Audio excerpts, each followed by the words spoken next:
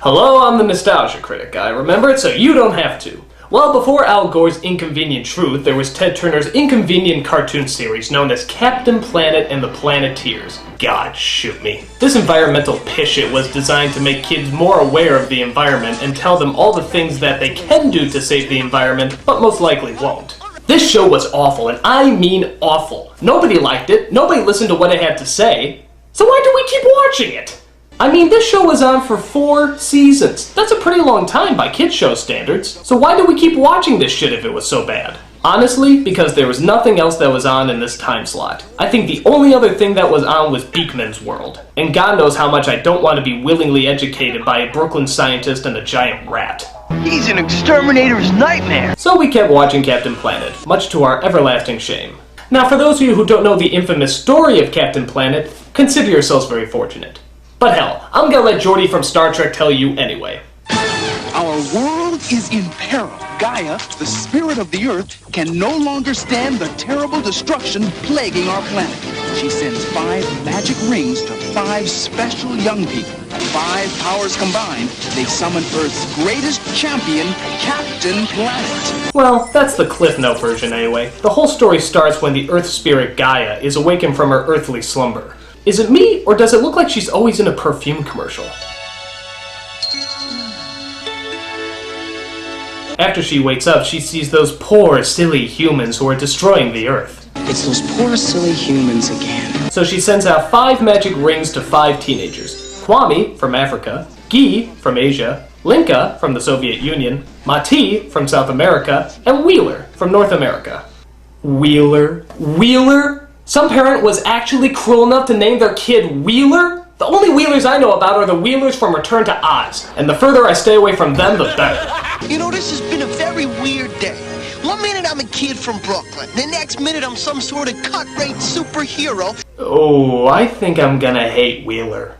I mean, the other characters are passable, but this guy is just obnoxious. What's that supposed to mean? It's like if Tony Danza got kicked in the nuts and was looking around for the guy who did it. Hey, yo, who kicked me in the nuts? Each of them are given a magic ring that controls one of the Earth's elements, like earth, wind, water, and fire. That lot of good that'll do us in a firefight. Wheeler, don't say fire until you mean it. Oh, I see. Every time Wheeler says fire, a giant flaming fireball pops out? Man, how lame is that? That's like me getting hit in the head with a ruler every time I say it. What, I get hit in the head with a ruler every time I say... Okay. I guess I'm not gonna say ruler. But what about Mati? What's his magic power? Mine is heart. I can sense you all. Heart? Heart? They get fire, wind, and water? I get fucking heart? What a ripoff! Why can't I get any of the flashy powers and stuff into a heart? Are you kidding me? What a fucking coup! I mean, you can't do anything with heart. What, you make people feel better? Who gives a shit? I mean, this kid totally got ripped off. I mean, how do you think he feels about this whole thing? I recently sat down with Mati this past week to find out just how he felt about this situation. I'll tell you how I feel about the whole situation. I'm fucking pissed off, man. You know? What kind of kid wants to have heart as a power? I mean, I can't believe it. Jesus! Yeah, but surely there must have been some good that came out of this. After all, you were bringing people together. Fuck people! Bringing people together doesn't help you sell toys. It just makes you a pussy. A pussy! I am a pussy! Well, why do you think you got heart and everyone else got the flashier powers? Because I'm Indian. It's all Ted Turner's plan to keep the Indian man down. Fucking cocksucker! Wait a minute. I thought you were from South America. What's this crap about you being Indian? You're not the real Mati, are you? The thing about that is, heart! Fucking Indian! I am nothing but trouble. I mean, how is heart even supposed to work? You just say heart and all of a sudden people feel better? Give me a break. I mean, look at this thing. Are you telling me that this little thing is actually supposed to make people feel better? I see. Oops. Wrong ring. Alright, here it is. This is the ring that's supposed to make everybody feel hunky-dory. Oh. Wow. Actually, this is kind of nice. I feel so relaxed and pleasant. So what if I don't have fire, wind, or water? It's not like I have to be ruler of the earth. Damn it! Alright, so you get the idea about the rings and everything, but where does Captain Planet come in? Well, when they do combine their powers together, they unleash Captain Planet, who kind of looks like Silver Surfer's gay brother who has a summer home in Malibu. He's sucking the oil back! Oh. Guess I better make like the wind and blow. Captain Planet's main job is to save the Earth while also making as many horrible puns as possible. And now I'm gonna rain on your parade. It's time to tie up this loose end. You do know smoking's bad for your health. Nothing like a wild ride to get rid of an old flame. Time to branch out. I'm feeling fine. How about you? It's worse than I thought. I know what you're saying to yourself. Please tell me that there's something that can kill him. Well, thank heavenly God there is. Captain Planet's only weakness is, you guessed it, pollution. You drown him in oil, smoke, or toxic waste, and he goes down like a government bill to save the rainforest. The only way to save him is to clean him off so he can regenerate from the sun.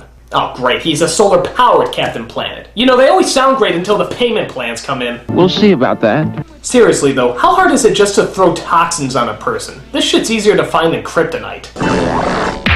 So you might be asking yourself, what kind of villains does Captain Planet fight anyway? Well, of course, it's rotten billionaire tycoons who want to do nothing but pollute the world. All except Ted Turner, of course. He is Jesus. And of course, they all have those traditional cosmopolitan names, like Hoggish Greedly, Verminous Scum, and Sly Sludge. Seriously, would you ever do business with a person named Sly Sludge? It's like marrying a woman named Nasty McSpend's-Money. It just has bad news written all over it. Please, go away. The other strange thing about these villains is that a lot of them actually have celebrity voices, like John Ratzenberger, Martin Sheen, Jeff Goldblum, Tim Curry, and even Meg Ryan. How the fuck did they get Meg Ryan? Did she owe back taxes or something? I mean, it makes no sense. But what's even stranger than that is that they actually make the villains look a lot like the celebrities themselves, like Meg Ryan's yellow hair, Tim Curry's sunken-in eyes, and the less I say about Jeff Goldblum, the better.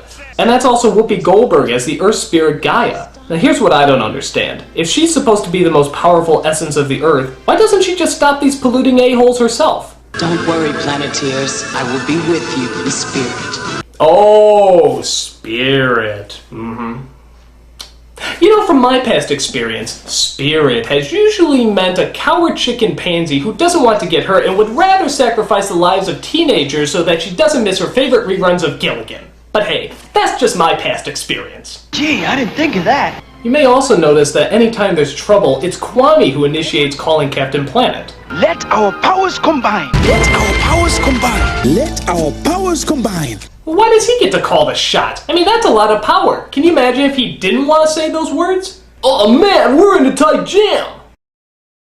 Kwame, don't you have something to say? I'm not going to say it. Not until you apologize for stiffing me on the bill at Olive Garden. Oh, come on, man, I was short on cash. And I look like Don fucking King to you? Alright, I'm sorry. Then let our powers combine, douche. What? Nothing. Weird.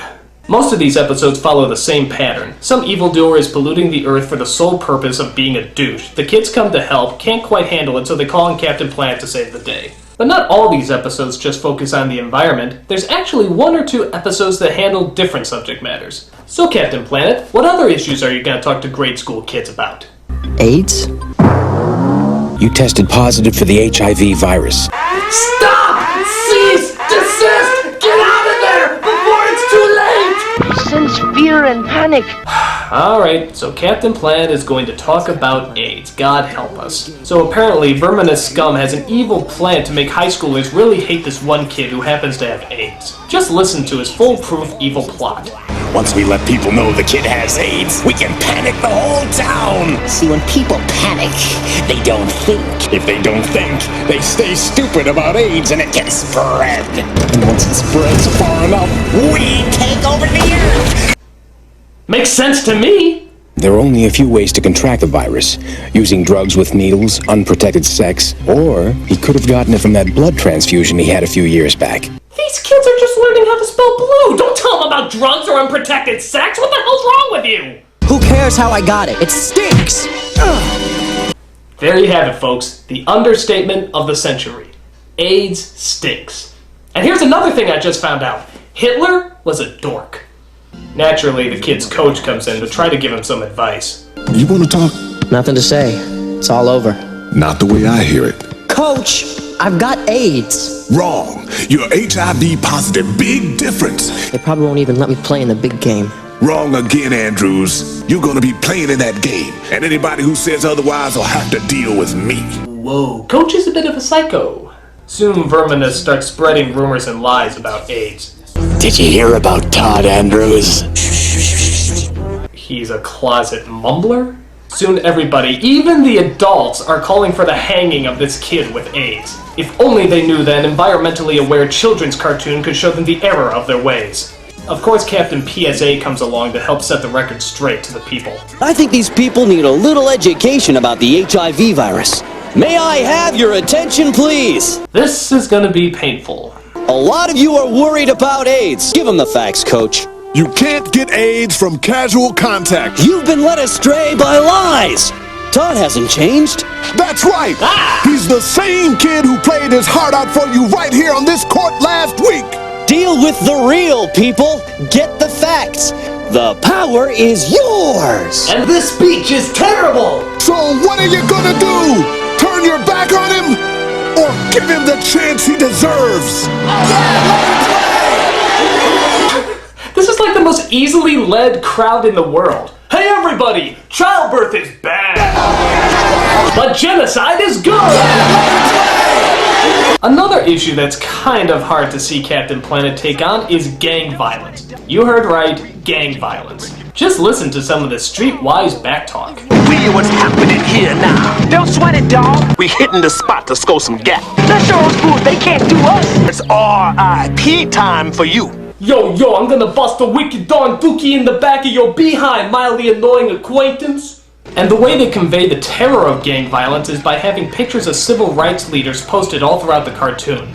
They never really reference them, they just kind of put them there. I mean, look at this. They don't say anything, they don't do anything, they just kind of appear and then disappear. Deep? Gee, I hope there's some retarded teenagers in a flying blue man in gay underwear that can sum this all up. Can't you see? It's time to stop wrecking and start really educating. Peace or war, it's your choice. That would have been the funny ending, but instead we get a look into the gang members' heads as they analyze all that the civil rights leaders have fought for.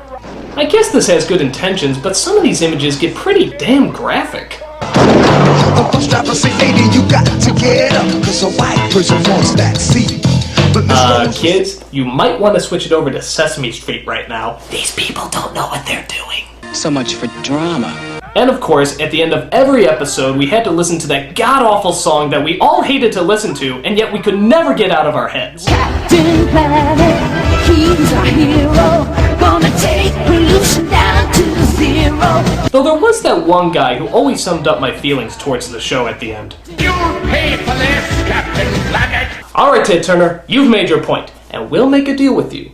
We'll start cleaning up the planet, and you stop making these god-awful cartoons! That way the planet can be nice and clean so that you can become supreme ruler. God damn it!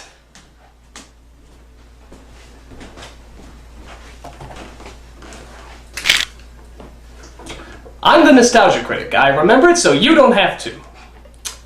Ruler! Ha! I really hate this episode. Captain Planet, he's our hero. Hello, I'm the nostalgia critic. I remember it so you don't have to. Now, usually on the show I talk about things you might have seen growing up, old TV shows, movies, stuff like that, but today I'm making a special exception so I can talk to you about the trailer that premiered right before the Transformer movie. You know what I'm talking about. And for those of you who don't, I'll give you this gimme. Alright, so it starts off with a handheld video camera shooting a going-away party for a guy named Rob. For the most part, it's just people joking, drinking, talking, and saying how much they're gonna miss Rob after he leaves the city. I don't know who Rob is, but I'm missing him already. When suddenly, the power goes out, and a loud explosion is heard inside. The people start screaming and running downstairs as the camera goes a little Blair Witch on us. As everybody exits outside, they hear a thunderous roaring sound. A thunderous roaring sound? What could that be? Oh, it's a building blowing up. Dude, Dude, it's a building blowing up! Holy shit! As the building blows up into smithereens, bits of rubble and fiery death are smashing down on the onlookers. Within seconds, everything's being thrown at them. A car, house, other bits of rubble, a cow, okay, maybe not a cow, but a lot of stuff. And last but not fucking least, the head of the goddamn Statue of Liberty. Good God, I just pissed myself. That's the scariest thing I've ever seen in my entire life. I mean, it was terrifying, it was incredible, it was suspenseful, oh my God, you just wouldn't believe it. What could this horrible creation of Beelzebub be? J.J. Abrams, he may be a monster, he's not that big. Okay, we know when our lives are going to come to an end, but what is it that's going to kill us?